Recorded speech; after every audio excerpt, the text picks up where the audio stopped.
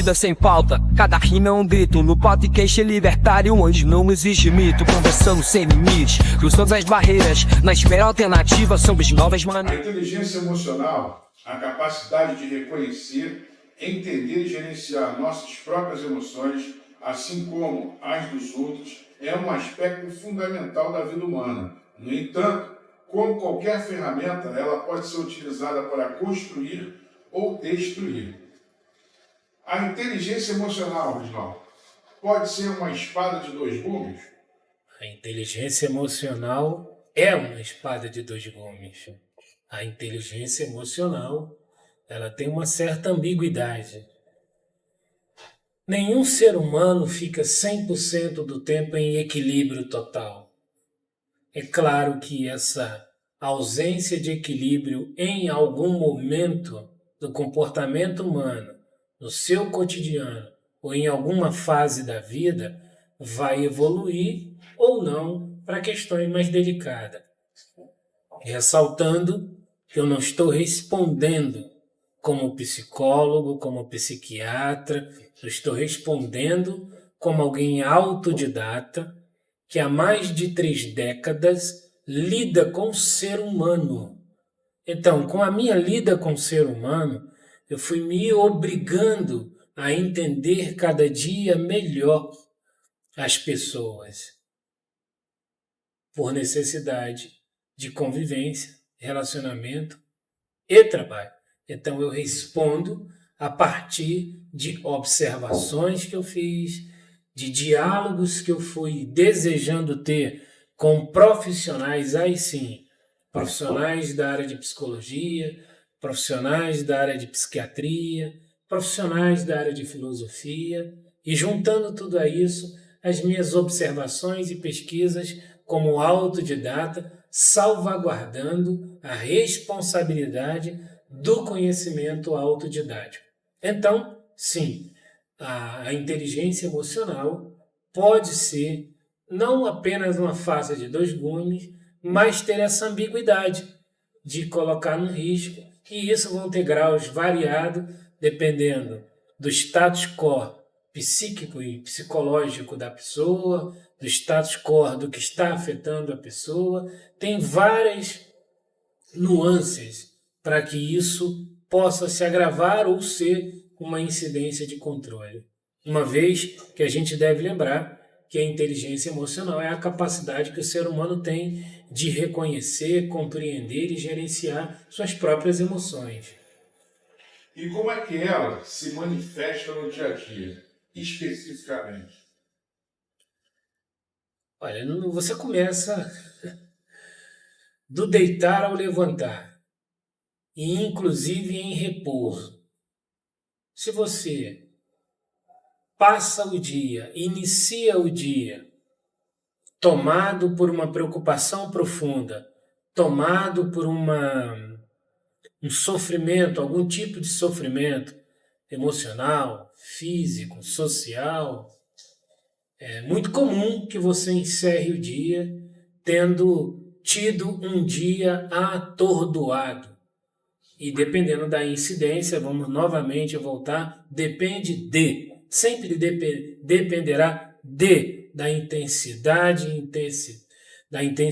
dos fatos, de como os fatos lhe assombram. Então, você pode, se tiver com todos os segmentos da vida em equilíbrio, ter uma inteligência emocional em repouso e em controle, ou você pode ter uma inteligência emocional em efervescência, que aí isso vai fazer uma variável muito grande de comportamento, de postura, de atitude, inclusive podendo gerar consequências. E se isso não acontecer, vamos dizer que ela está em equilíbrio, você vai estar posto de maneira produtiva para gerenciar a vida da melhor maneira possível para você e para outros que dependam da sua contribuição, a sua posição social.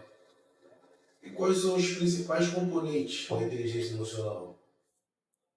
Olha, os principais componentes da inteligência emocional são aqueles que vão, é claro que numa visão aqui autodidata, e a gente vê que a governância das atitudes. Se você vai estar com uma vida afeto-amorosa saudável, se você vai estar com uma vida social em todos os aspectos saudável, se você vai ter uma vivência no ambiente profissional em que você estiver posto saudável, se você vai estar em equilíbrio com todas as suas crenças de maneira saudável.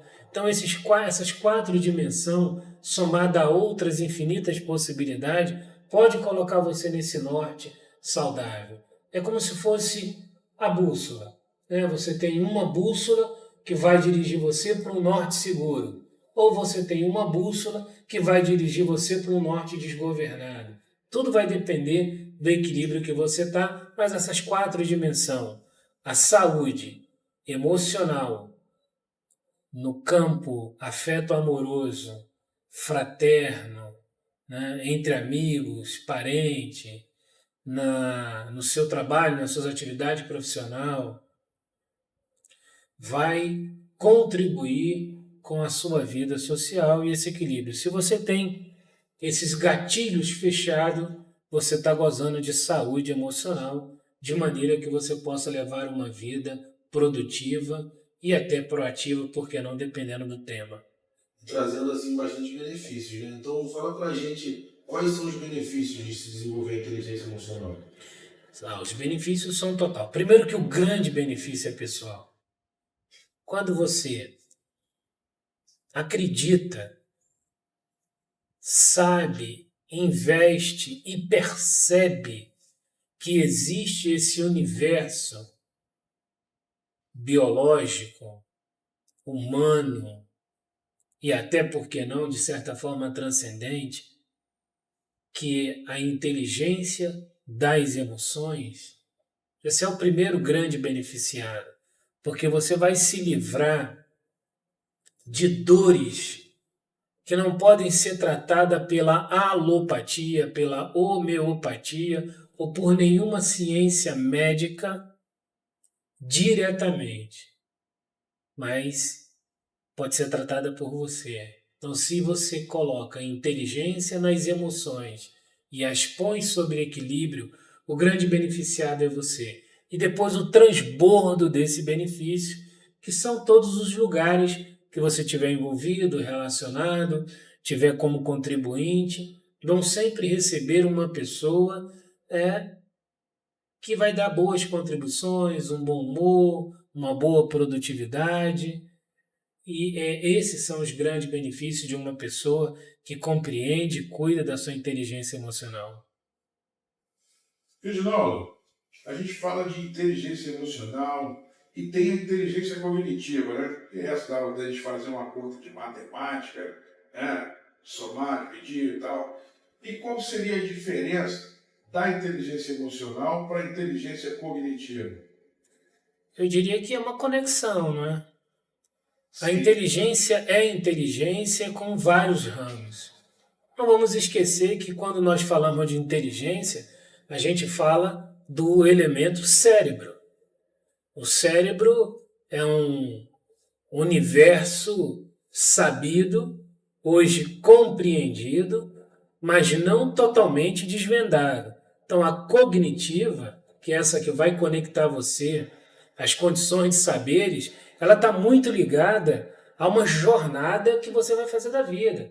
Você fez uma jornada da vida em que a educação, não nos interessa aqui agora a discussão qualitativa, mas a educação foi presente, você foi treinando o seu cérebro, você foi nutrindo o seu cérebro com informações de aprendizado.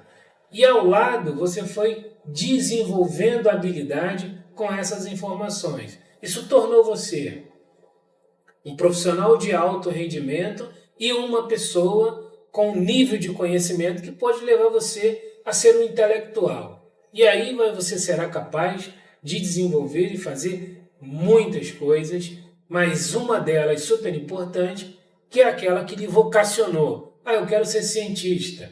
Minha vocação é a ciência. Então, a minha jornada de aprendizado cognitivo, todas as informações que eu recebi no tempo certo, na época certa, sob as condições adequadas, me permitiram chegar até o rendimento de me tornar um cientista. Ou nós podemos pegar o caso como, por exemplo, não vamos para lugar nenhum, vamos pegar o caso da minha família. Uma família nordestina, datada aí, que surge lá pelos anos 20, 30, tem as suas primeiras informações, num lugar onde a educação, que já era escasso no país inteiro, lá sofre uma escassez centuplicada, como até hoje são muitas regiões do Norte e Nordeste com ausência de educação.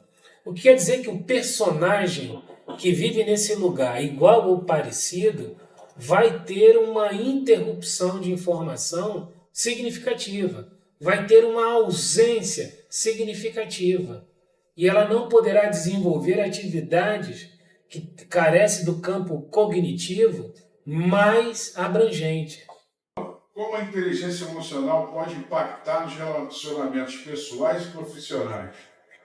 Então, ela pode impactar, cara, de diversas dimensões. Nós não estamos falando de um ambiente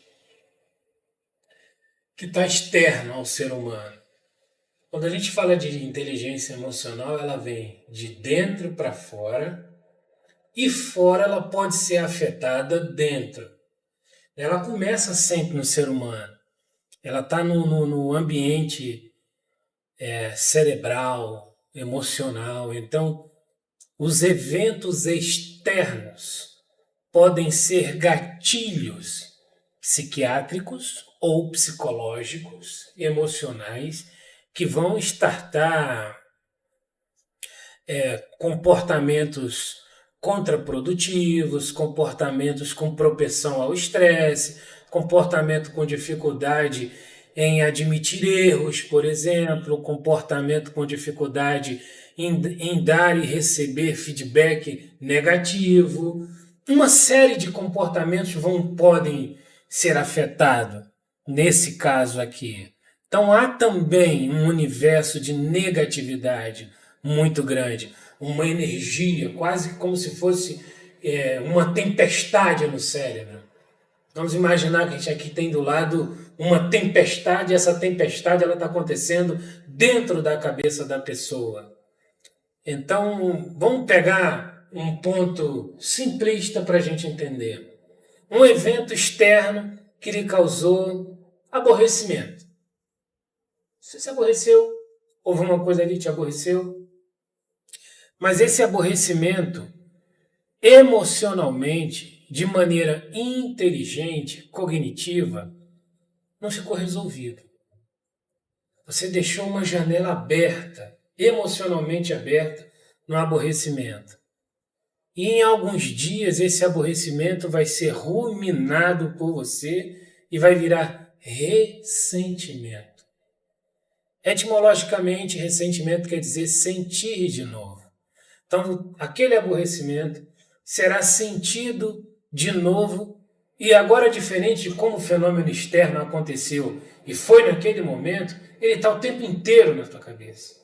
Está o tempo inteiro na sua cabeça. Ele elevou, chegou ao nível de ressentimento, em que você sente de novo a todo momento o aborrecimento de maneira atormentante. Percebe que um fenômeno externo comprometeu a sua inteligência emocional a ponto de colocar você numa emoção recorrente o dia inteiro, o tempo inteiro. Isso pode levar a onde? Isso pode levar à depressão, isso pode levar a uma vida improdutiva naquele período em que você estiver envolvido com aquele sentimento e pode levar aos atos mais perigosos. Uma depressão profunda ou o ato de tentar contra a própria vida. Reginaldo, falando ainda do meio profissional, como um profissional de liderança pode trabalhar com a inteligência emocional do seu foco? Eu acho que quando a gente fala de liderança, a liderança ao longo da história da humanidade é um tema extremamente debatido, imensamente delicado e variavelmente mutante de pessoa para pessoa. Se você pegar um ditador, quem é um ditador? O ditador é um modelo de líder, mas o ditador afirma a sua liderança pela violência extrema, pela maldade absoluta, pelo sacrifício contra o outro. Ele impõe essa pseudo-liderança nesse ambiente. Mas se você sai desse campo geopolítico, político, e pensa na liderança em outras dimensões, uma maneira das mais importantes e que é o start fundante do indivíduo humano compreender uma liderança não tóxica, é ele não se sentir um imperador quando está no cargo. Se uma pessoa está de posse de um determinado cargo, ele não é um imperador, não é uma imperatriz, não é um rei, não é uma rainha, salvo estes casos específicos que a conduta daquele lugar, daquele povo, daquele país, daquela cultura permeia estes modelos. Não sendo assim, e ainda sendo assim, deveria ser uma relação servidora, não subserviente, servidora, contribuinte, pensar junto, realizar em conjunto, valorizar os sacrifícios do outro, reconhecer a capacidade e o êxito do outro. Então, quando você sai desses universos de possibilidade que existe no mundo inteiro, fazendo uma observação da variável cultura de governança, liderança e mando que o mundo tem, mas você chega num indivíduo que simplesmente está à frente de um coletivo e ele não é um monarca, nem um ditador, ele não deveria se comportar como tal. Hoje, nos ambientes de trabalho, existem muitas pessoas, nós já falamos disso anteriormente, sendo afetadas pela saúde emocional. Porque quem está à frente não é, mas interpreta um ditador ou um monarca tirano. E aí leva todo o seu coletivo a um sofrimento. E olha que nós estamos falando de gente que acessou o intelecto, que se preparou culturalmente, que teve tanto êxito na vida que está na cátedra de liderança e que conhece o perigo de se comportar dessa maneira. E ainda assim, comporta-se. E muitos são dignos de ser um personagem de filmes de terror, porque para o conselho das empresas, para os donos do negócio, eles se parecem com verdadeiros médicos de alma, mas escondem no gueto da sala fechada, do último andar sombrio, um demônio que persegue, frustra, oprime, principalmente o chamado chão de fábrica. E isso, infelizmente, é uma realidade e ainda acontece. E muitas vezes eles têm uma inteligência emocional, né? Que é mais surpreendente ainda. E para a pessoa que não tem, ou quem não entende ainda, como a falta da inteligência emocional pode afetar as vidas, no modo geral. Então, a gente precisa compreender que todo ser humano tem inteligência emocional. Falando ou não dela, exercendo ou não ela vai estar na vida prática. Que a gente precisa ter um pouco de sensibilidade conosco. Sensibilidade intra-humana, dentro da minha humanidade. E observação comportamental. e reparação comportamental e se livrando de lugares tóxicos, sombrios, pessoas tóxicas e sombrias, para a gente ir levando a vida para índices mais qualitativos. E sempre se controlando, né? Porque a questão da inteligência emocional leva muito ali justamente nas nossas emoções. E quais são as consequências de não conseguirmos controlar nossas emoções? As consequências também são variáveis. Você não toma uma atitude cercada de atos que não lhe traga o ônus do comportamento. Você veja agora recentemente a discussão em baila no Brasil. Teve vontade de matar o presidente? Não teve vontade de matar o presidente. Teve vontade de matar o presidente, tramou, combinou, arquitetou, mas não matou. Então não conta. Não, mas armou, arquitetou, tentou, conta. O desejo, o ambiente do desejo, o ambiente emocional do desejo, e a concretude dele é que vai ser essa fronteira. Mais uma vez, a gente precisa ter muita observância nas emoções com tendências a emoções negativas. Aborrecimento, raiva, rancor, mágoa, ódio, ira, que são comportamentos que vão fluir de dentro para fora. Então eles devem estar em constante observância para que não haja evolução. Então, Reginaldo, a empatia é um dos elementos fundamentais para a inteligência emocional. E como a falta de empatia pode prejudicar os relacionamentos, por exemplo?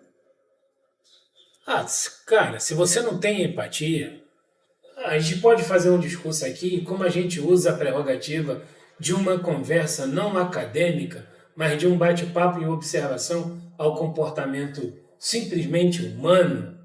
Irmão, se você não é empático ao outro, se você não se compadece das situações dolosas de outra pessoa, você está num ambiente animalesco.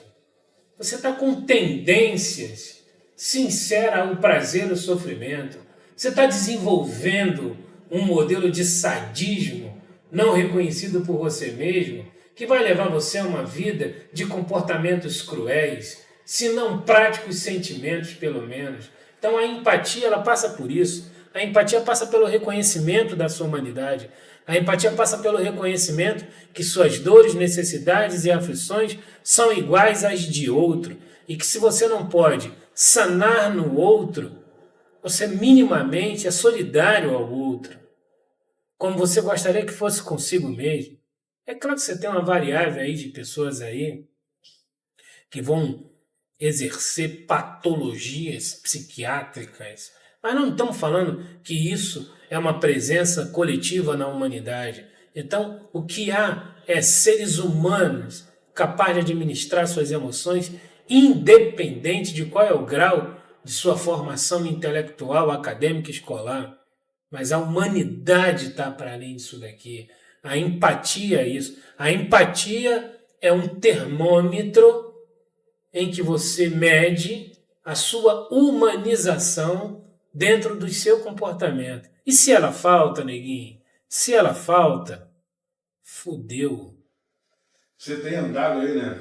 Palestrante e tal. Você vai a muitas empresas, né? Palestrar para lideranças, inclusive. Você acha que a empatia ela está presente nesses líderes por aí ou falta?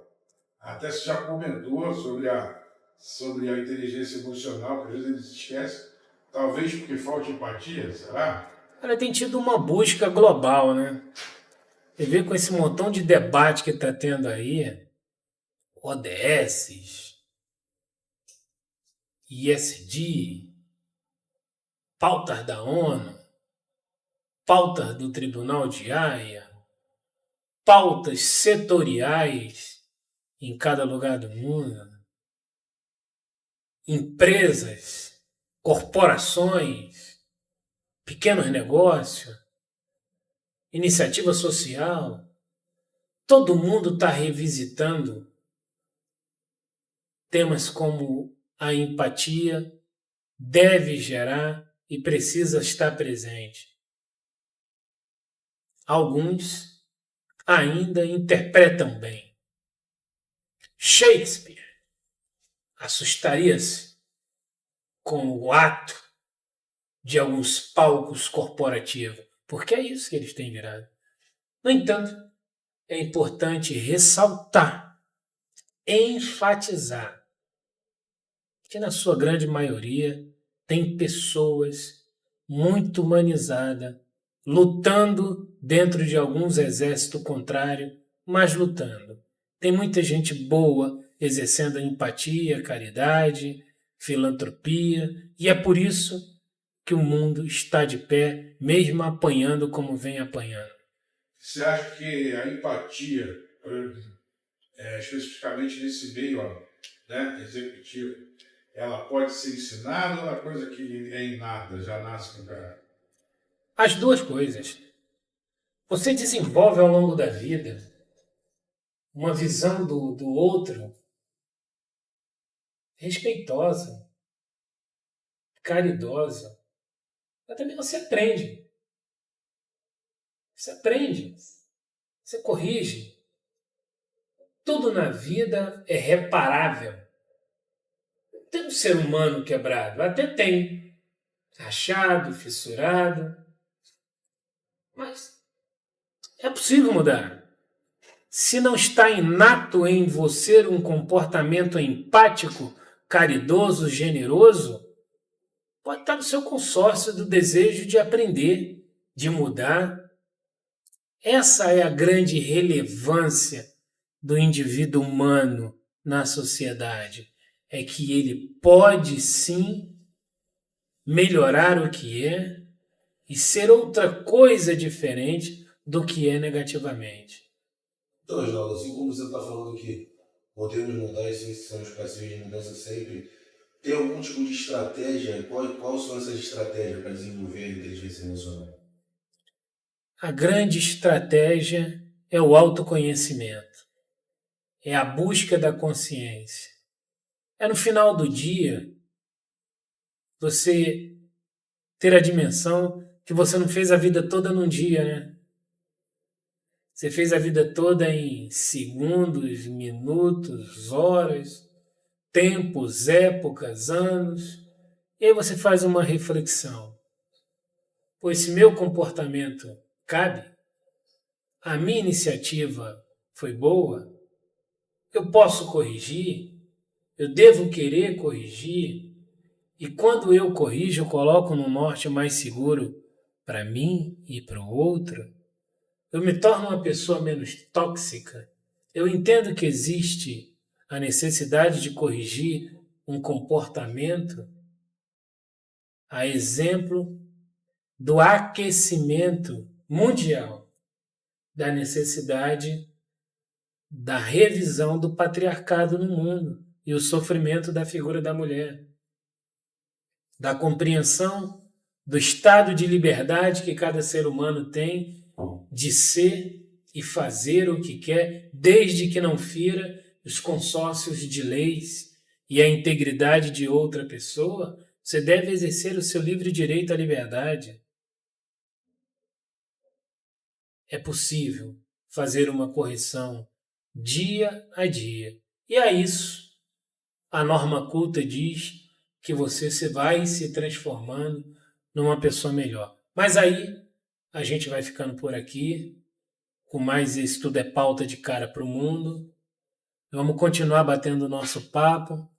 Quem nos vê aí, segue, curte, compartilha, se inscreve, que ajuda o nosso trabalho a crescer e manter este e outros diálogos. Inclusive, se vocês quiserem entrar na nossa rede e traz aí uma pauta para a gente trocar uma ideia, porque para a gente tudo é pauta. Batida sem pauta, cada rima é um grito. No podcast libertário, onde não existe mito. Conversando sem limite, cruzando as barreiras. Na espera alternativa, somos novas maneiras. Falamos de tudo um pouco, no esquema natural. Sem roteiro ou censura, tudo é essencial. A diversidade é chave, a mente é nosso lar. Não tem fronteira ou limite que nos possa calar. Tudo é pauta, tudo é som, no flow libertário. Ressumo no